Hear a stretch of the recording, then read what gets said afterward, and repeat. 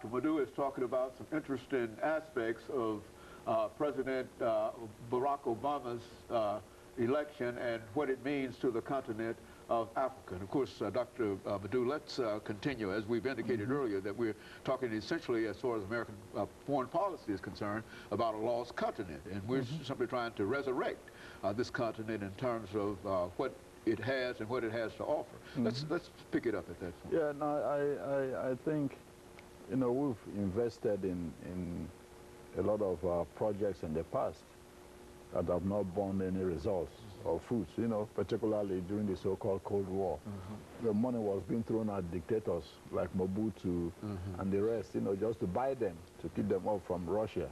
It didn't do any good to African countries. What it did was increase tensions, you know, in society because of the corrupt, you know, inclination of most of those politicians, you see. So I think one of the things, you know, the new president in the U.S. has to do is invest in peacemaking, you know, an integrated approach to peacemaking. For example, in the Sudan, okay, we had a peaceful agreement between the central government and Southern Sudan, but left Darfur. That was not integrated. That problem still exists. What the better approach should have been to handle all three situations at the same time. Sign all those agreements at the same time, so there'll be peace in Darfur at the same time as peace in South Sudan. Instead, what the Bush administration did, you know, was bring the Southern Sudanese and the central government together to sign a peace agreement, leaving Darfur for another time. It should have been all three together. You see, that would have been better. Now the conflict is still raging. You see, another problem is not identifying the source of the conflicts. At times, most of the conflicts in Africa are more complex than you see because of the division of the borders. For example, in Sudan, you have the Lord's Resistance Army. And one will say, well, how come they've been fighting for so long? Who's supporting them? The fact is that they have kith and kin across the border in Sudan. You have what we call the Sudanese Acholi. The Lord Resistance Army is predominantly an Acholi, you know, funded army. In Uganda, so they cross, you know, so you can't deal with the Lord Resistance Army in isolation without dealing with the Sudanese problem. Understand? Exactly. The same thing happening in Chad. You know, a lot of people, ethnic group in Chad also have their kith and kin in Darfur, in the Sudan. You see? So these are all mixed together. The same with the Congo. You see the problem happening in the Congo. You have what you call the Kenya-Rwanda in the Congo. People who came from Rwanda. Okay? So any problem concerning Rwanda, they will feel also involved because their kids are across the border. You see? So these conflicts are all interwoven. So what has been happening is that they've been dealt in isolation, not thinking about the overall, you know, overarching relationship. The crisis in Somalia, you can't deal with it in isolation without dealing with the problem still festering between Ethiopia and Eritrea. Okay? Because those three problems are interrelated. See, one way or the other. You know, in Ethiopia, you have, in Ogaden Desert, you have people who have kith and kin in Somalia, called the Afars and Isars. You see? So they will sympathize with their kith and kin across the border. The same with Djibouti. Djibouti, those who occupy Djibouti also are the Afars and Isars, who also have kith and kin in Somalia. In fact, Somalia still claims Djibouti as part of it, claims the Ogaden Desert as part of it. So you cannot deal with those problems there in isolation. You have to deal with the Ethiopia, Eritrea, Somalia problem as an integrated regional approach. The same way you deal with the Sudanese, Ugandan, Chadian problem as also an integrated, you know, approach to crisis solving. That is very important. You see, so you cannot deal with it in isolation. The same with the Congo problem. Rwanda, Burundi, you know, Congo, Uganda, it has to be dealt also all together. Exactly, in a regional context, in a strategic regional context. See, because of the interlocking relationships across the borders. And you think that we are in a position, our policymakers would probably be in a position better than any Western European country to deal on a regional fashion with these countries simply because we've never been involved in these countries before, and we would not, especially think to have had any kind of favoritism toward one or the other. Would that be... As a colonial power, you know, the U.S. has not been a colonial power in Africa. Okay. Though, you know, during the independence movements in the continent, you know, it played a role in supporting the regimes that wanted to stay naively, you know. So in that sense, we've been involved in Africa, but not, you know, as part of a colonial power. What we do. Very good. So in a way, we are more of an independent arbiter, more acceptable probably to some people than those who've been colonial powers before, who still have vested interest in what is happening in those countries.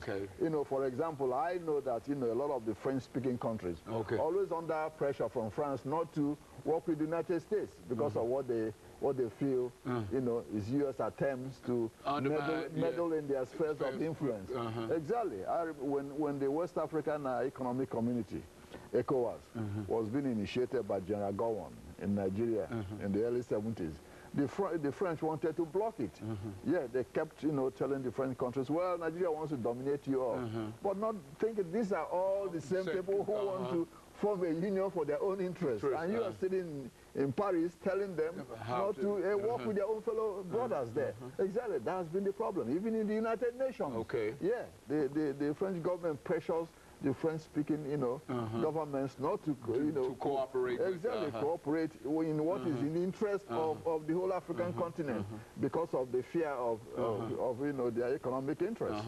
And so we have that great advantage of not having been a colonial power, and that we really have a clean slate, that we could even make a regional approach that would not be suspect, as it would probably be if one of the other countries were to make such an approach. Absolutely, and President Obama is better situated than any president in the world, and any past president of the United States to make an impact on the continent now, because people view him as a son of the continent, and now that's what he is. That's what he is. That's what he is, because he's directly linked to the continent, not indirectly. You know, he didn't come over on a slave ship and look back, but that's correct. He's directly linked to it in blood, you know, because his father from the low ethnic group and from what I understand, whenever he makes an appearance in Hawaii, in Africa, or whatever, lines are miles and miles long, everybody trying to, as it was yesterday in Canada, people are simply trying to get out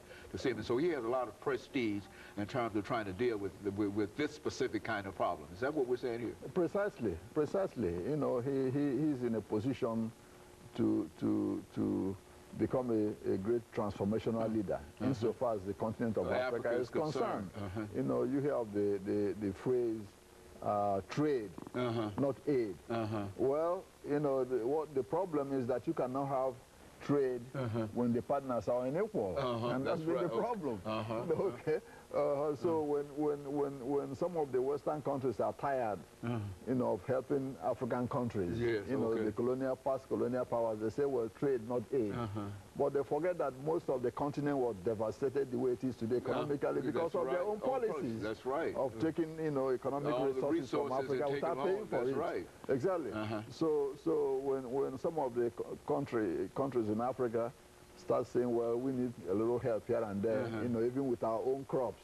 Also, they say, oh, no, it's trade, not aid. Okay? Yeah, that's been a good excuse for not doing anything, but not fulfill the moral responsibilities that they should have. That's correct, and they impose high tariffs on African products, so they can even come in, okay? You see, and flood the continent with cheaper medicines, you know, so you see that even the domestic market in Africa cannot function well. So that's one other, you know, economic diplomacy that the Obama administration has to do. That's mercantilism. We used to call that mercantilism when the colonies and the mother country, etc. But that's the same thing that's going on now in reference to these countries. Exactly. So there should be an equal, you know. And so over the last minute, Dr. Madu, you're hopeful in terms of the presidency of Barack Obama in terms of dealing with some of the issues that we've talked about here, that we've been talking about for the last 20 years here. Yeah, I'm very optimistic. I'm very optimistic because I think he has some good folks in his National Security Council who know about Africa and who've lived there. You know, the Treasury Secretary, Gardner, lived in Africa. And you have Susan Rice, the UN ambassador, who was former Assistant Secretary of State, an African hand, you know. So I think he has a good. So he's got Miss Clinton also. He also knows so he's got Africa a good very inner well. circle that know the truth about Africa. Exactly. And of course, Dr. Madu, let me thank you over the last 10 seconds for coming by and giving us that extra information. And let me encourage our audience to tune in again next week for another informative edition of Comments. Thank you and good morning.